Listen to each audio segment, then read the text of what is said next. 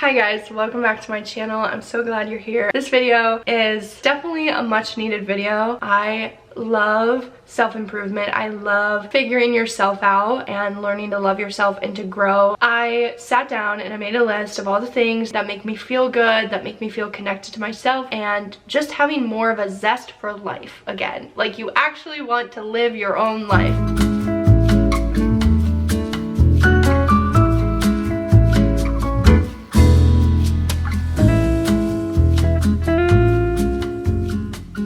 First thing I want to do is lay out like where my intention was, what I was striving for. So my intention is to have fun, to be balanced, to feel peace and contentment within myself, and I'm not like, my energy isn't all over the place and I'm not super high one day and super low, but I have this pretty good base level, and then I can feel my emotions and come back down to my base level, and it's a healthy base level. So these are the things that I do to allow myself that capability. I want to break it down into categories. Like if you were to sit down and break down your life into different categories of how you spend your time physically, mentally, emotionally, spiritually, creatively, how do you nourish yourself, how do you take care of your health, like all of these things are different categories, right? And in each category there's something that can be done. So I'm going to start with the easiest one because it's the most fun, which is you're creative. If you're not the type of person who thinks that you're creative, maybe you're more analytical, okay, there's still stuff that you can do to tap into that analytical side of yourself, like playing brain games, doing Sudoku, crossword puzzles, word searches. Like there's such simple things that can also tap into your inner child. Like they're more fun, but they're a fun approach to your analytical side. But for those of us who are on the creative side, like finding things outside of, you know, what you're working towards. Like YouTube is something that I am working towards. It's a passion. It is also a creative pursuit.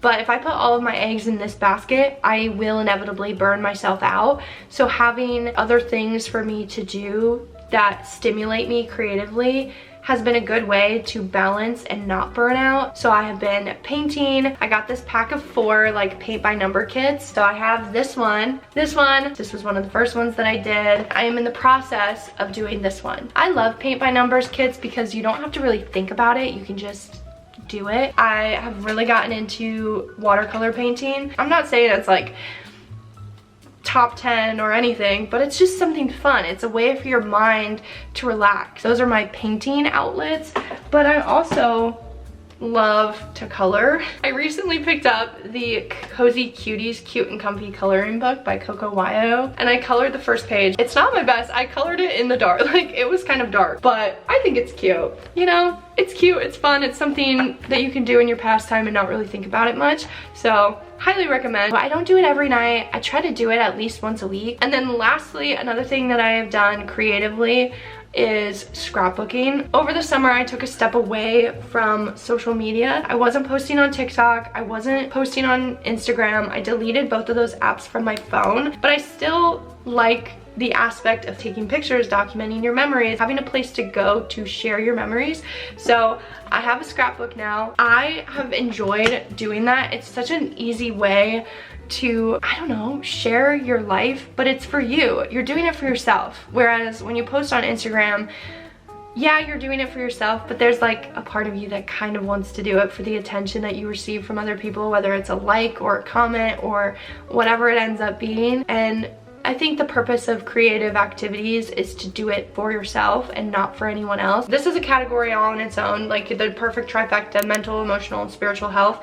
These are things that you can do to improve your balance in those areas. So journaling is a really good thing to do for your mental health, also for your emotional health, and if you're doing shadow work, it's really good for your spiritual health. So it kind of ticks off the boxes in each category, which is fantastic. And there's really something on my mind and it's really weighing me down, I do sit down and I take the time and I journal for like a half hour to an hour and just let everything out on the page, and I always feel so much better. Also, if you're the kind of person that like struggles to do those mind dump journals like I am, I have an entire board on my Pinterest of like journal prompts and everything. I'll leave it linked in the description. You can definitely check it out. But there's all sorts of prompts that kind of stimulate your brain and get your mind going and get you thinking. If you yourself can't come up with things that you want to journal about, sometimes we need that little push, and it's nice to be getting it from somewhere that's not us. So another thing that I have done to help get into the journaling mindset is getting this card game. So it's the self-love card game by We're Not Really Strangers, and I just do the cards. I like pull a card and then I will just journal whatever the card says. So for example, I'm gonna pull a card for you from the past, because a lot of the things that we are experiencing in our present is dictated by the past. So always start with your past, do the shadow work, do the things that you need to uncover whatever it is that is blocking you from receiving whatever it is that you are striving for. Oh, this one's actually really good. Okay, so this is a level 1, the past, and the prompt is, when has your intuition been right? But another thing that I do for like my mental and emotional and spiritual, I think they all, like, I feel they really are the trifecta, because really once you start to get a balance in those 3 categories, it's a lot easier to move into balancing your physical. But I definitely think your base foundation should be established on mental, emotional, and spiritual health. So journaling, like I said, is a great way to do that. Going outside and putting your feet on the ground, bare feet on the ground, okay? The grass, the trees, go hug a tree. I said what I said. Climb a tree like you did when you were a kid. You will feel so good. The energy of the outdoors, like the energy that the trees and the plants give off, literally is healing. It will literally start to heal you. You're having a stressful day, go put your feet in the grass. Go put your hand on a tree. Another one, this is definitely for the people who like live by the water. Go and put your feet in the water. They are tapped in to the frequency of the earth, which is constantly healing itself, and it's one of the highest vibrations that you can feel. So definitely go do that. That's why I've been doing beach walks. Literally one of the best ways to start the day. So walk on the beach. It was so good. It was so nice.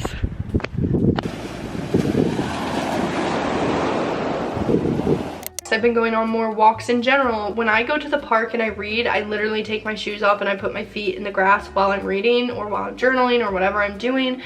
It's so good for you. It's so good for you. Okay, another thing, I feel like I'm like a broken record almost at this point with how much I say this, but tap, meditate, journal.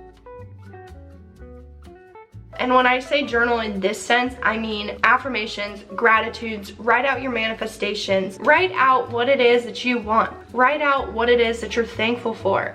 And affirmations are so important because they are literally what helps rewire your brain and help cut out all of the negative, poor programming from your past and replaces it with positive reinforcement and positive programming. You can literally change your entire neurological pathways by doing the EFT tapping, which is how your body, your physical body, releases any stored trauma and emotions that it hasn't fully let go of, because your body holds on to so much. Like, your body literally could still feel like it is 10 years in the past. You will start to experience the same things over and over again, and the same bad things will keep happening to you because you keep reliving that emotion, you keep replaying it in your head, and then your mind will transfer it to your body, and your body will be searching, literally actively searching for something to make it feel the same way that it is used to feeling. So if you just go in the opposite direction and you start replacing it with positive thoughts and positive emotion, your body will then start to crave those positive, happy experiences. And then because your body and your mind are literally, you know, interwoven and they're on the same page, your mind will be calling in positive things and your body will be open to receiving them, so you can receive more of them and you can experience more of them at a time. I'm just saying, doing the trifecta of meditating, tapping, and journaling, chef's kiss. I do it every morning. I've done it for 2-3 years now almost. I have significantly seen a difference, and that's not to say that I don't still have things that I'm working through, because everybody has things that they're working through, and some traumas, some experiences that you have from your past are so deeply ingrained in you that it takes a couple rounds, like deep rounds, to really dig that shit out and get it out of your system and to move forward. Sometimes you really think that you got into the core of the onion and you're done and you can throw it out, but then it's like, oh, psych, I actually have another layer, and it's a deeper rooted layer. And that is always discouraging. I thought I did this already. I thought I did all this work. Like, why is there more? How much more? And when will I be done? But if you allow yourself to openly like be accepting of, okay, I have a little bit more to work through. No matter how much there is, I know that I can get through it because I've gotten through everything else in the past. I have been able to move forward and let go of that shit so it doesn't continue to move forward with me and prevent me from reaching the full potential that I have, that I see for myself, which is usually why there's such a big disconnect. Like, you can see it in your brain and you feel this call to pursue something, and you're sitting here in the present and you're like, why hasn't it happened yet? I've been doing all this work, I've been doing all this healing, and it's not clicking.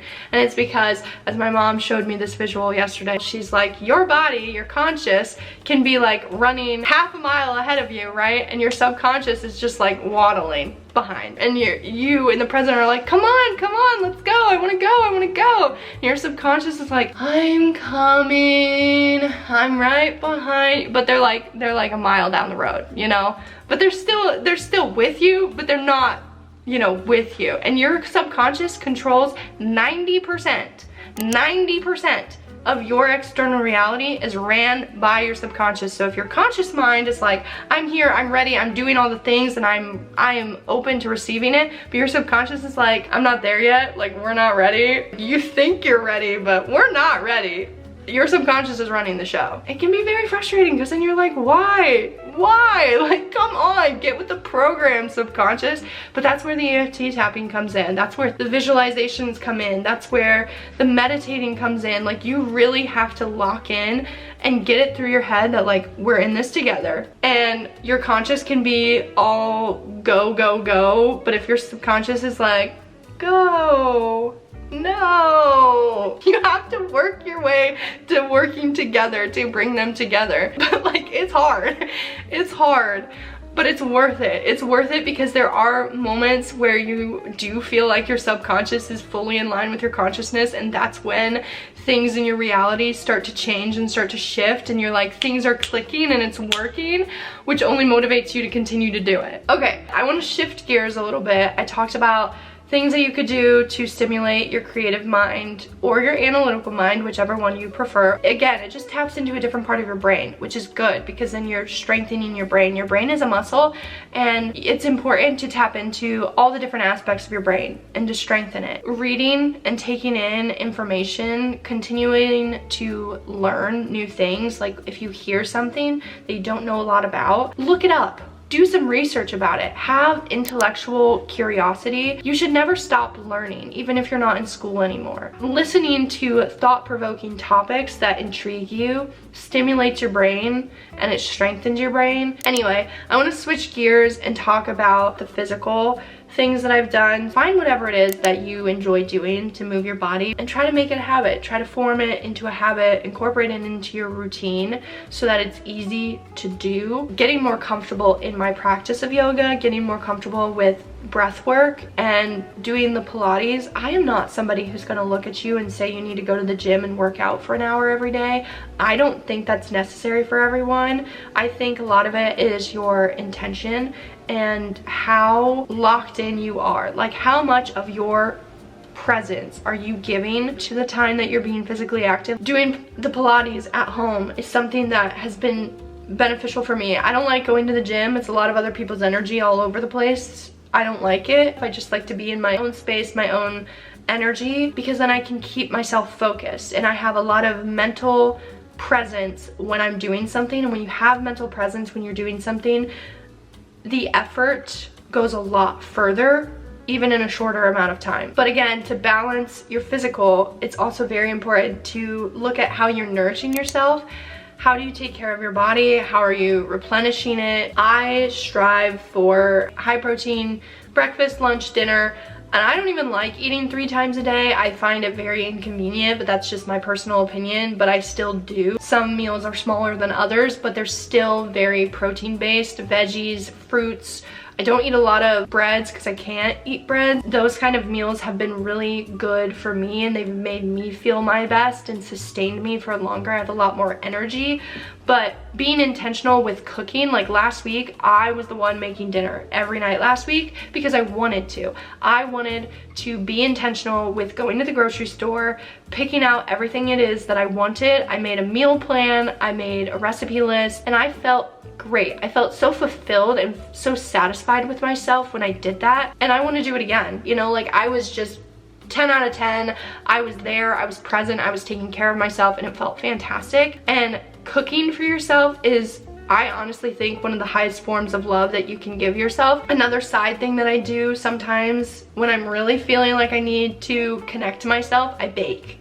I bake because it's something I used to do as a kid with my grandma. It was a very cherished time and memory that I had, so sometimes when I'm feeling really low or disconnected, I gravitate towards baking, and it can be anything. I don't do it often, but I love to do it, and I wanted to incorporate it into this. Drinking enough water. I'm not gonna preach on this because I myself am bad at this, but obviously we all know how important it is to drink enough water. If you're not drinking enough water, getting electrolytes to help replenish where you lack in water is really important. So I've started to do that. When I know that I haven't drank enough water, I will start to implement drinking electrolytes. Obviously, this is a lot. It's a lot to take in, and you probably are sitting there like, where do I start? And I understand it can be very overwhelming. Pick what works for you. This is just what I have started, and I'm not saying I started doing all of this at once. Like, it's definitely something that you pick and choose, and you slowly start to incorporate things into your routine, and then once you've locked in on those things, you can add more. And again, you start by just incorporating it where it's easy, where it flows without a lot of resistance, because that's how you know it's gonna stick. Start where you're comfortable with, but obviously I'm not gonna forget about this topic, but I am saving it for last because it is probably one of the most important things. But taking time for yourself to just relax, because the best affirmation that I've heard is the more you relax, the more you receive. Now, this can be taken a lot of different ways, but it's like, if you're putting in the time and the work and the effort that is needed to get where you want to go, it is also important to balance that with enough time to relax and to recalibrate, rebalance, because when you are relaxed, you are aligned, you are calm, you are centered, you're not thinking about a lot of other things, you're very present with yourself, doing self-care, face masks, lighting an incense, lighting a candle, drinking tea, setting the ambiance of your space, and reading. You know, watching a movie, watching a TV show. I would say like a cozy TV show, not some like high stress, high intensity show, but something that you can relax to. Having those activities that you can do that help relax you, like a lot of the creative activities that I listed earlier in the video are also things that I do to relax. There's a lot of different things that you can do for self-care. Self-care looks different for everybody. It's important to find the things that help you, because again, the more you relax, the more you receive. As long as you have the right balance in that mindset, the more you relax, the more you receive. It is tried and true. It works every single time. And yeah, I think those are all the things that I have to share with you guys. Feel free to leave any advice in the comments for me, for anybody else that might come across it. Leave positive vibes in the comments as well.